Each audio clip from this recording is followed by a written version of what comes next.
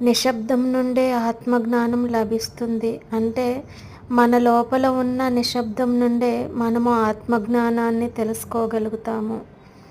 మనము నిశ్శబ్దంగా ఉన్నప్పుడు అంతర్వాణి యొక్క ఆత్మజ్ఞానాన్ని మనం వినగలుగుతాము. అంతర్వాణి నిశ్శబ్దంగా ఉంటే మనం మాట్లాడుతూ ఉంటాము. అంటే ఇద్దరు వ్యక్తులు ఉన్నప్పుడు ఒకరు నిశ్శబ్దంగా ఉన్నప్పుడే ఇంకొకరిని వినగలుగుతారు. ఉదాహరణకు మన ఇంట్లో ఉన్న గోడ గడియారం సెకండ్ ముళ్ళు తిరుగుతున్నప్పుడు ఆ శబ్దము మనం పగలంతా వినలేము. రాత్రిపూట మన ఇంటిలోనూ ప్రకృతిలోనూ నిశ్శబ్దంగా ఉండటం వల్ల ఆ సెకండ్ ముళ్ళు యొక్క శబ్దము మనం స్పష్టంగా వినగలుగుతాము. పగలు కూడా గడియారం ఉంటుంది, కానీ అప్పుడు గమనించము. అదేవిధంగా మన అంతరంగంలో కూడా మనము ఎప్పుడు నిశ్శబ్దంగా ఉంటామో అప్పుడు ఆత్మజ్ఞానం వింటాము.